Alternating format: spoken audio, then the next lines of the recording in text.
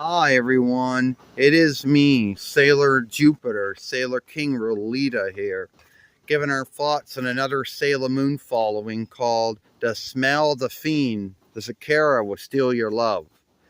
Now, this following was not done by Deke at all. So we start out with this following. We start out Serena's in her bedroom having a nightmare. And in this nightmare, there's some kind of fiend coming after her. We don't know what kind of fiend. It's not a fiend from the Dark Kingdom at all. Tuxedo Max shows up and helps her in this nightmare and says, "Don't worry, I'll be here to help you anytime you need it." And then Samuel starts freaking out over Luna being in his bedroom, and this wakes up Serena from this dream. So she comes in her room, and Samuel's all frightened. He's like, "Get Luna out of the room now." And Serena's like, "Oh, I forgot, that you have a fear of cats." So then they're at breakfast and they're all fighting. They're all talking about Luna and everything. And Samuel doesn't want Luna. And then their mother and father says, "Well, we should leave it up to Serena and Samuel to see who gets to keep Luna or not." Samuel is dead against having Luna in the house due to his fear of cats. And Serena doesn't really know what to do. So then they're going to learn, and we have Luna's talking with Serena about and Serena's like, "Why did you go to Samuel's room last night?" And she's like, "Well, I did a lot of work and I went in his room by mistake and fell asleep." And she's like, "What work were you doing?" "Looking for the moon elderling." And Serena thinks moon pudding. I don't know why. And Luna calls her a dummy. Now we can see why Deke may have cut that one out. Then when they get later on, before class starts, Serena starts telling Molly about Samuel's fear of cats, about how a cat bit him when he was younger and he never gotten over it. Malvin tells everyone about when he was a walker, more like he was a baby, I guess, how he had walked into his mother's handbag and it had shut on him. And then he was frightened over handbags for some time. And they get irked at Malvin for thinking that his fear of handbags is the same thing as Samuel's fear of cats.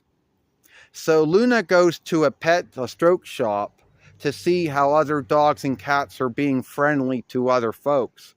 And Luna looks at some of these dogs and cats and starts getting a thought of how she can befriend Samuel.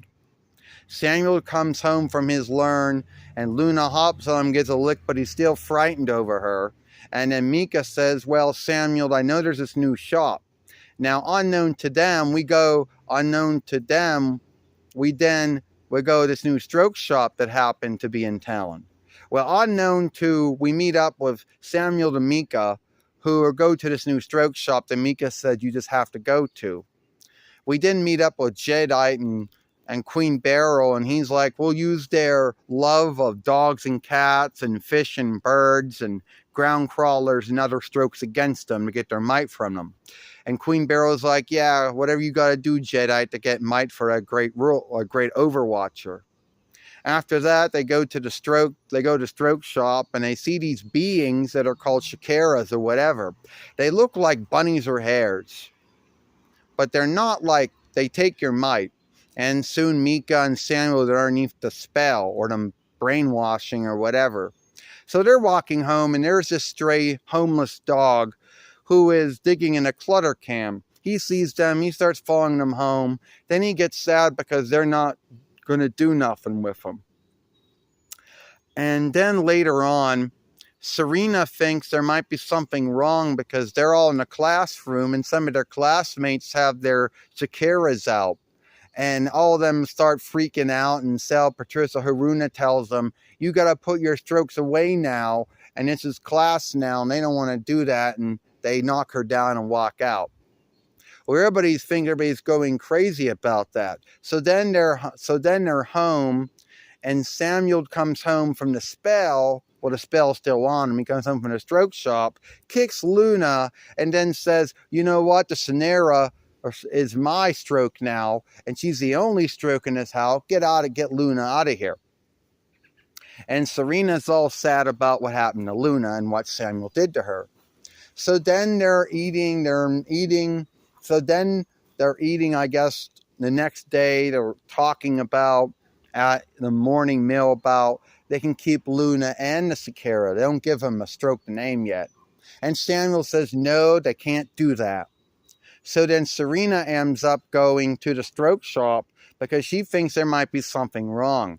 Molly says, I can't come with you today because I got something I got to do after learn. You going to be all right? And Serena says she would be good. When Serena then gets to the stroke shop, she's like, I wish Molly came with me because at least I'd be more well if I was there. Well, Luna was there too, seeing what was going on. And they saw that the stroke shop was nothing more than set by the Dark Kingdom. Serena sees one of these cicadas that puts her underneath a spell, and then the cicada starts making her misbehave, puts her in a spell and says, I want nothing to do with you, Luna, leave me alone. And Luna knows it's a spell talking, not Serena. So she takes the cicada, weighs some Serena, and Luna throws it over the side of the hill. Who knows what happens to this fiend, where it goes? I don't know. And then Serena's like, what happened to me? You were underneath the spell. They're like, well, that means Samuel could be underneath the spell too. So they go back home, and she's like, give me that cicada. And Samuel's like, no, and they get into a fight. They run off to the stroke shop, and everyone's under the spell. Serena becomes Sailor Moon. Then the shopkeeper, which is a fiend from the Dark Kingdom, puts all the other shoppers underneath a spell, and the cicadas shift them into fiends. And then they're fighting, and Serena then, Sailor Moon heals everyone from the spell. The fiend still strikes Serena. Luna tells Sailor Moon that the weakness is her tail, so she hits her there. And then it kills the fiend. When the fiend dies, the cicadas also die too. Now, what did I like about this? And at the end, we then have Samuel's like, he thinks it's Sailor V. He's like, hey, Sailor V, I want your name. And she's like, I'm Sailor Moon, You're Samuel. How do you know my name? She goes, I know a lot of things. And I need you to be bold. And I need you to be kind to that cat Luna you have at home. And Samuel's like, whatever you want, I'll do it. So then we go home, and so Samuel's being more friendly to Luna, giving her, stroking her, giving her some food. And it's good to see Samuel getting over his fear of cats. And the mother and father are there again. And they're like, well, it's settled. So Luna's now one of our kin now. And Serena's like, yeah, I wish this is the way I always wanted it to be. Serena was like, what did I like about this? Well, first off, there were some things in this following that we know Deke would have cut. Deke would have cut Samuel kicking Luna. We know that. Deke would have also, somehow, some way, would have also cut some other things out of this. But I believe the grounds to why Andy Hayward and the folks at Deke chose not to do anything with this following of Sailor Moon may have had to do with the grounds of Samuel kicking Luna and wanted in here. That's what I think. Samuel kicking Luna when he comes home under the spell of the cicada would have been the grounds to why Deke wanted nothing to do with it. It could have been that stray, it could have been a homeless dog. That could have also been another grounds to why they could have cut it.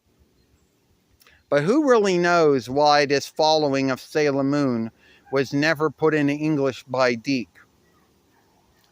Now, a lot of folks out here are going to wonder, what is a cicada? A cicada looks like a bunny or a hare. It's not. It's some kind of fiend that looks like a stroke, but it's not a bunny or a hare. And it's really meant to take a mite away from folks and make them not want to do anything except hang out all day with their cicadas or whatever they end up naming them. Anyway, that's it. I, Sailor Jupiter, Sailor King Rolita, and I'll see you later. Goodbye. Farewell.